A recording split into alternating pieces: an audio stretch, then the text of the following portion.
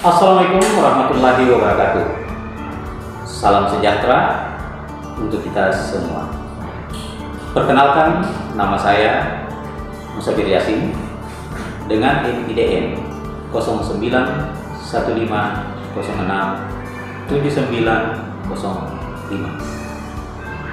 Saya adalah dosen program studi S1 Ilmu Administrasi Negara pada STISIP Veteran Palu. Sebagai seorang dosen, saya berkewajiban untuk melaksanakan tridharma perguruan tinggi yang terdiri atas pengajaran, penelitian, dan pengabdian pada pesantren. Pada kesempatan ini, saya masuk sebagai nominasi peserta sertifikasi dosen tahap kedua tahun 2024. Oleh karena itu, pada kesempatan ini pula, saya membuat pernyataan diri dosen untuk bekerja di bidang pengajaran. Di bidang pengajaran, pada semester genap saya diamanahkan untuk mengampu mata kuliah. Yang pertama, metodologi penelitian sosial. Yang kedua, hubungan industrial. Dan pada semester ganjil, saya diamanahkan mengampu mata kuliah pengantar statistik dan mata kuliah ekologi administrasi. Dalam unjuk pengajaran ini, saya hendak memaparkan mata kuliah yang saya ampu, yakni mata kuliah metodologi penelitian sosial. Pada mata kuliah penelitian sosial dengan kode 207 EPIKA 3, yang artinya mata kuliah metodologi penelitian sosial ini merupakan mata kuliah inti yang diwajibkan pada program studi ilmu administrasi negara dengan jumlah bobot SKS yakni 3 SKS. Mata kuliah metodologi penelitian sosial ini adalah mata kuliah yang memberikan pemahaman dasar tentang metodologi penelitian yang meliputi konsep dasar metodologi penelitian sosial, proses dan desain penelitian, penelitian kualitatif dan kuantitatif, kerangka pemikiran, populasi dan sampel, variabel penelitian dan definisi operasional variabel penelitian, hipotesis, segala pengukuran dalam penelitian, sumber dan teknik pengumpulan data, analisis data, serta penyusunan usulan dan laporan penelitian. Capaian pembelajaran pada mata kuliah metodologi penelitian sosial. Yang pertama, mahasiswa mampu memahami konsep dasar dan pentingnya penelitian ilmu sosial. Yang kedua, mahasiswa mampu mengetahui proses dan desain penelitian. Yang ketiga, mahasiswa mampu memahami perbedaan dan aplikasi penelitian kualitatif dan kuantitatif. Yang keempat, mahasiswa mampu menyusun kerangka pemikiran dalam penelitian. Yang kelima, mahasiswa mampu mengetahui cara menentukan populasi dan sampel di dalam penelitian. Yang keenam, mahasiswa mampu mendefinisikan variabel penelitian dan menyusun definisi operasional variabel penelitian. Yang ketujuh, mahasiswa mampu memahami konsep dan fungsi hipotesis dalam penelitian. Kedelapan, mahasiswa mampu memahami segala pengukuran dalam penelitian sosial. Yang kesembilan, mahasiswa mampu mengetahui berbagai sumber dan teknik pengumpulan data.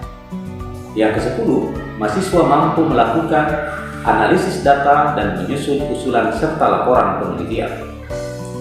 Bahan kajian yang digunakan dalam semester ini pada pembelajaran metodologi penelitian ini yakni yang pertama adalah konsep dasar metodologi penelitian sosial.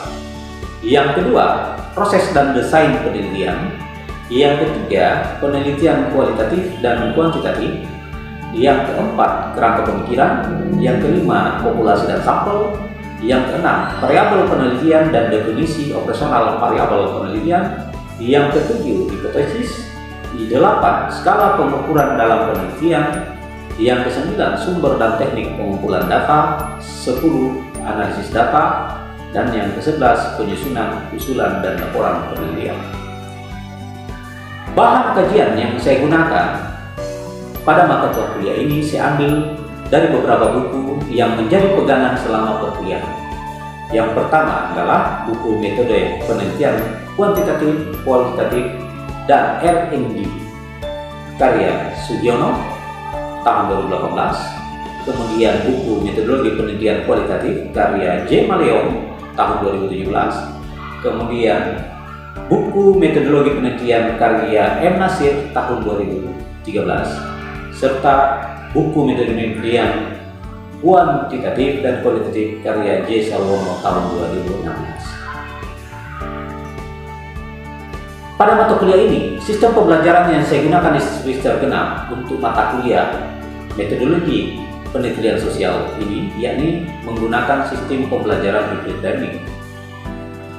Yang dimaksud pembelajaran hybrid teknik yakni sistem pembelajaran yang memadukan antara pembelajaran dengan sistem luring dan sistem pembelajaran berdasarkan daring.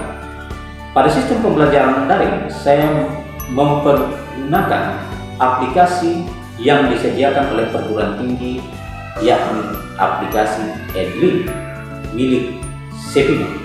Sedangkan untuk sistem pembelajaran luring, saya menggunakan sistem pembelajaran tatap muka dengan menggunakan metode perkuliahan, yakni ceramah, diskusi, presentasi, latihan, dan praktik. Mengapa saya menggunakan metode ceramah? Karena saya dapat memberikan penjelasan secara detail terkait pokok bahasan yang saya ajarkan. Mengapa saya menggunakan metode diskusi? Karena saya dapat melibatkan mahasiswa untuk berpartisipasi dalam proses perkuliahan, sehingga nantinya memudahkan mahasiswa untuk memahami mata kuliah metodologi penelitian sosial dengan melakukan studi kasus terkait pokok bahasan yang diajarkan. Kemudian, dengan menggunakan metode latihan, presentasi, saya dapat mengukur kemampuan mahasiswa dalam menguasai tugas yang diberikan. Kemudian, dengan menggunakan metode praktek, saya dapat mengukur kemampuan mahasiswa seberapa besar mahasiswa mampu menerapkan materi yang saya ajarkan. Sedangkan dalam sistem penilaian yang saya digunakan pada mata kuliah metodologi penelitian sosial ini, yakni kehadiran dengan bobot nilai 10%, tugas dengan bobot penilaian 20%, ujian tengah semester dengan bobot penilaian 30%, dan ujian akhir semester dengan bobot penilaian sebesar 40%. Itulah yang saya gunakan pada pembelajaran mata kuliah metodologi penelitian sosial. Dan selanjutnya saya akan menampilkan pembelajaran saya di kelas. Terima kasih.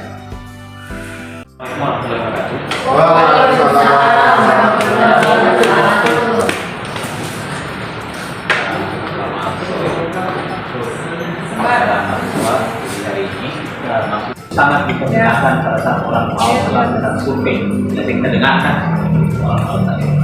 Nah, secara teori, populasi itu berasal dari bahasa Inggris yang artinya jumlah atau penduduk, jumlah penduduk dalam suatu penelitian. Artinya kalau kita berbicara tentang Maroko saat ini, jumlah penduduk tentang Maroko saat ini itu sekitar 180, maka itu adalah populasi. Jadi sederhananya ketika kita menjadi populasi, jumlah keseluruhan masyarakat kota. Tapi biasanya kalau dalam survei biasanya yang dihitung adalah jumlah pemilih ini. Kalau jumlah pemilih di kota Palopo ini berdasarkan data kemarin itu 130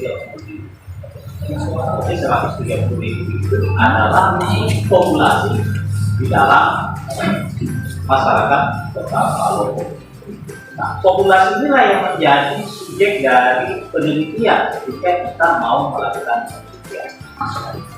Aristotle mengatakan bahwa populasi adalah objek yang secara keseluruhan digunakan untuk penelitian. Jadi apabila ada seorang yang sedang meneliti semua karakteristik dan elemen dalam satu wilayah penelitian, tentu saja penelitian tersebut masuk dalam penelitian populasi. Nah, yang dimaksud Aristotle itu Di dalam masyarakat Kota Palopo ini, kita tarik dalam masyarakat Kota Palopo, di dalam masyarakat Kota Palopo ini ada jumlah penduduk berdasarkan tingkat umur.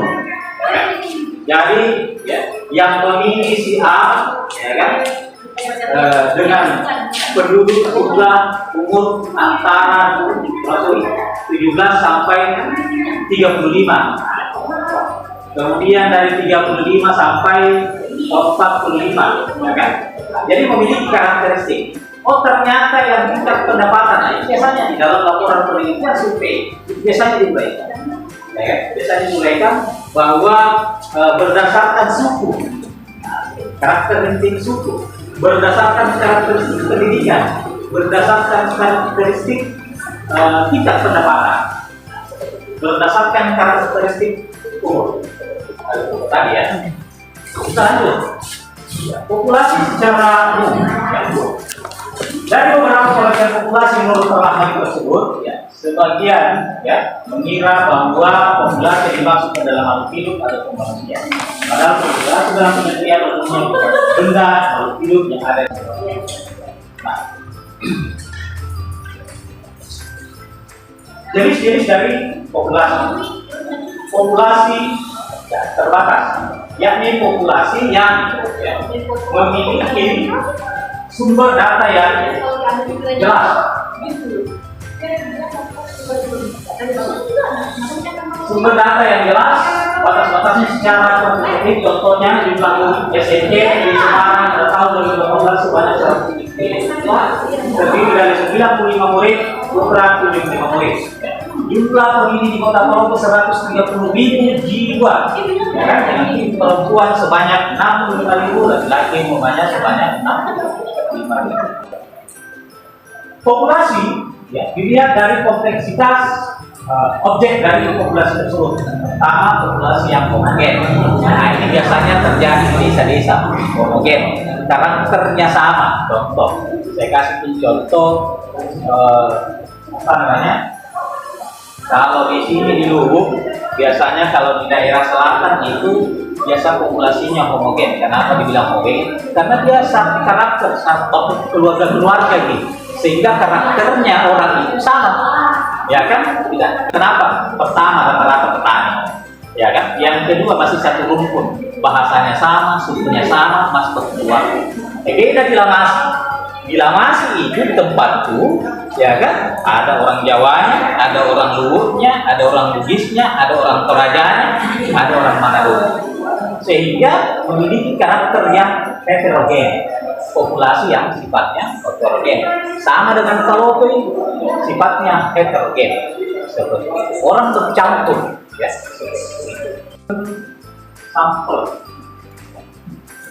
Sampel air. Kalau ini secara keseluruhan hanya sebagian.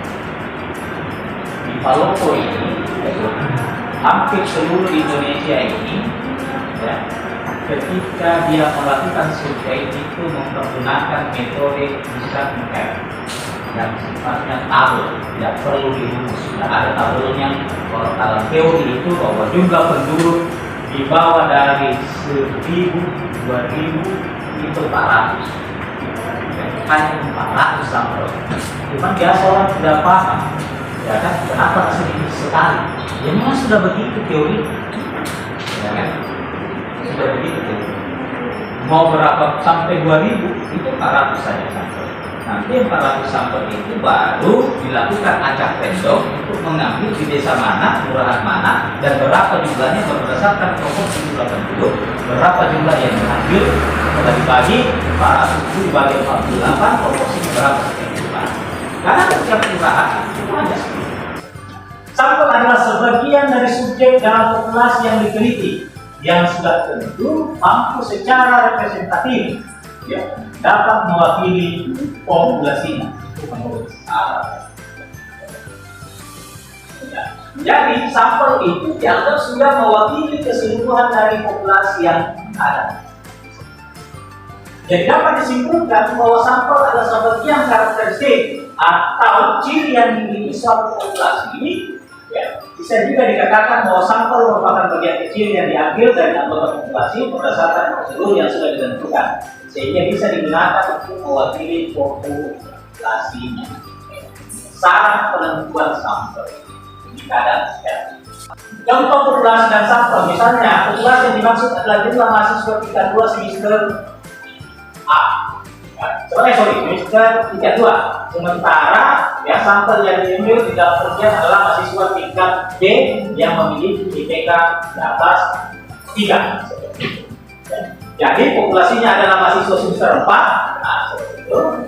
Tetapi ya sampel yang diambil dibatasi. Yang IPK-nya cuma 3. Yang 2, yang 4 tidak diambil. Ini berdasarkan karakteristik yang IPK.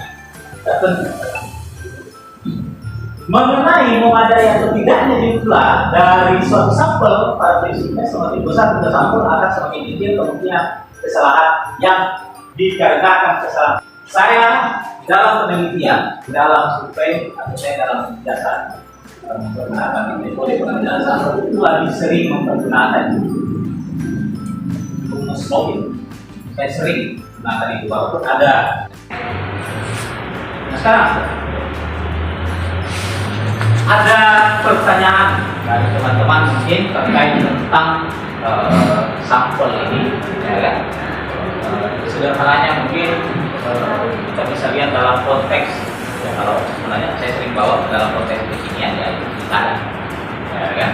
Pilkada, pileg, ya, mungkin tengah, ya, mungkin apalagi sekarang ini kan sudah mulai orang berbicara tentang surveinya sudah turun, mau pertanyaan sudah ini, nah, seperti itu bisa teman-teman kita diskusikan sama-sama terkait dengan ini.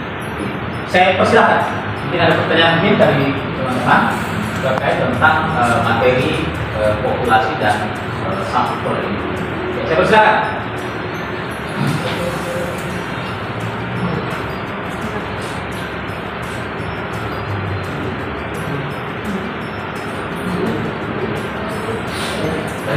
Oke, silakan.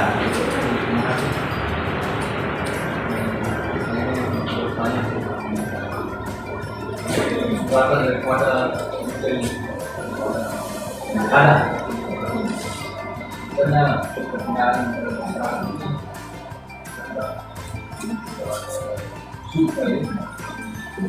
dulu apa yang ada ini yang mau dilakukan supaya itu maksudnya bisa dengan supaya ini agak dulu. Ya, nggak yakin gitu. Nah, karena masyarakat, ya nggak kuat karena masyarakat lebih percaya bahwa sampai anuannya itu yang naik. Tidak dulu. Ya, akhirnya yang ya, gimana? Apakah ini seperti dilakukan oleh bagaimana? Ya, jadi survei itu tidak ada salah. Secara teori tidak ada salah. Contoh, tidak apa-apa ya kita. Tapi itu bukan kampanye. Saya orang amasi gitu, orang dulu tidak ada hubungan dengan kelompok. Tapi apa oleh kotanya tidak ada urusan. Ya, ya. Jadi begini, survei secara teori itu tidak ada yang salah. Contoh, ya kan? Persepsi masyarakat, ya kan? Kita melihat bahwa persepsi masyarakat bahwa siapa yang duduk, maka siapa yang memiliki uang maka dia yang duduk, ya kan? Atau survei naik, enggak juga, belum tentu, ya kan? Karena kenapa? Contoh, kita lihat orang masak kalio sekarang ini belum di dalam survei itu biasanya satu kali. Bapak Ibu, ini survei tentang pembangunan di Kota Palopo. Menurut Bapak Ibu, isu apa yang harus dijaga? Pendidikan, pembangunan, kesehatan, dan berbagai macam. Orang Jawa, ini akan menjadi rangkaian isu yang diberikan kepada kalau orang tidak bawa isu pilihan. Nah, kemudian kenapa? Pertanyaan selanjutnya, kenapa orang biasanya bagus surveinya? Karena lagi dalam pemilihan. Itu mungkin masuk. Saya kasih contoh. Ini pemilihan surveinya bagus. Ini kalah. Caranya dia menang, dia harus ambil ini. Tidak tembak satu. Dia sudah tahu bahwa yang harus saya tembak cuma satu, yang harus saya tembak cuma 2. Ya kan itu makanya di dalam pemilihan juga menentukan di dalam angka. Misalnya, angka berapa angkanya? Menantu berapa menantunya? 100 kah, 200 kah, 300, itu disebut, tidak bisa tidak. Karena disitulah menentukan berapa banyak orang yang mengambil. Ini 5, ini 7, ya kan? Satu bisa ambil, sudah imbang, ya kan? Sudah imbang kan? Seperti itu, ya kan? Satu saya tembak, indah, berarti sudah imbang. Ini 6 itu, 6 ini, sama-sama ini. Artinya bukan sebenarnya surveinya salah, surveinya sudah benar, tetapi ada cara yang dilakukan supaya saya mengalahkan dia. Seperti itu. Tidak salah itu survei. Seperti itu. Yang menentukan adalah kita apakah. Makanya itu orang biasanya hanya bisa lihat angka, tapi tidak tahu itu angka berapa. Dapat 100 terus ini 100 semua apa? Mau saya kasih begitu ke tadi, kasih begitu ke tadi. Ada orang itu bagian itu, ada orang itu tidak sungguh yang main mobil. Pada itu jadi tidak lima mobil. Orangnya. Kedua, yang merusak itu adalah tingkat kekerasan. Bagus itu, pertama cakap itu, betul kan? Nah, ada tingkat, nah orang bilang yang kait, seperti itu. Jadi diancam tempat. Terus memang kalau tidak pilih kasih bakar dari orang. Itu yang biasa. Kan tidak ada jalan lain ini, tidak ada jalan lain. Itu. Ya, kenapa biasa terjadi? Surveinya bagus, kemudian dia kalah. Karena dia tahu bagaimana mengelola angka itu. Dia lihat. Jadi kalau kita lihat survei, oh di mana? Berani atau seperti ini kan? Jadi kita lihat semuanya, jangan hanya satu sisi saja. Kalau persoalan publikasinya, ya kan? Itu tadi publikasi itu bisa saja benar karena itu mempengaruhi psikologi begitu.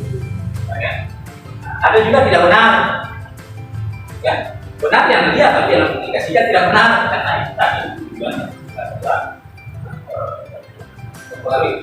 Ada lagi, ya terkait yang biasa kita lihat tentang survei, ya seperti itu ataukah ada penelitian lain, ya seperti itu yang pernah saya kan.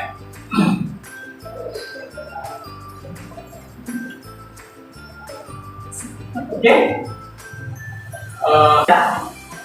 Jadi itulah biasa yang membedakan ketika orang statistik atau orang penelitian berbicara tentang survei kemudian kondisi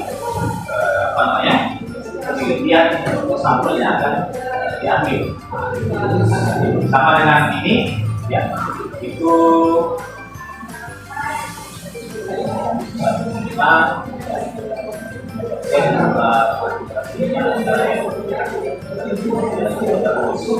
jadi kalau di dalam teori bahwa 0,05 itu atau 5% itu sama dengan memberikan akurasi 95%. Jadi ketika memperkenalkan 5 sampai kalau 5% itu 95%, sedangkan 2,5 itu 98% di tingkat akuratnya. Itu kalau kita menggunakan.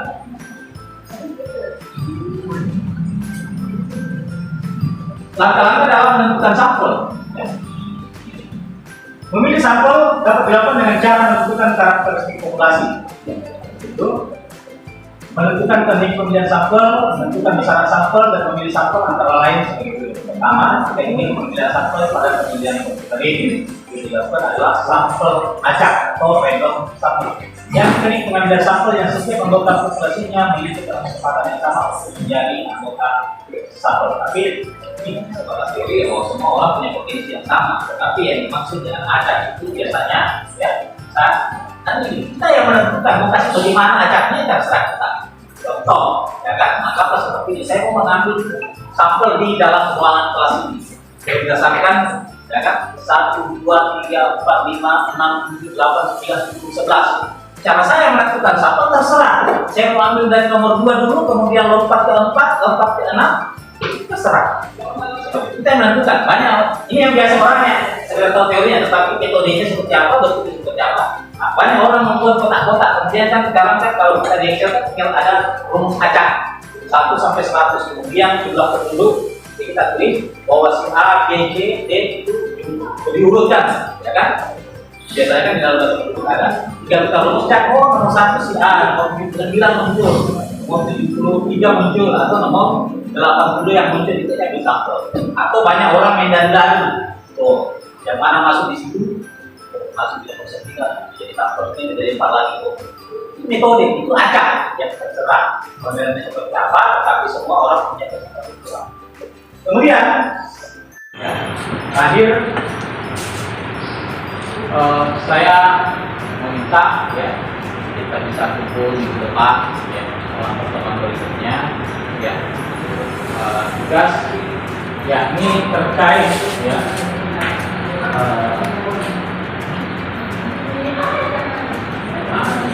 terkait pengambilan sampel ya itu nggak bisa diteliti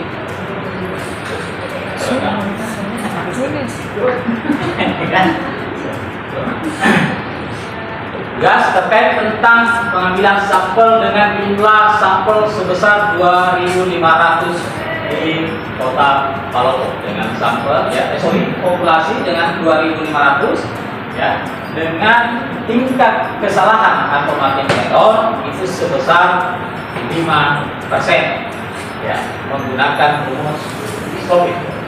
Jadi rumusnya itu seperti ada yang di atas ya itu tugasnya kita di situ ya dengan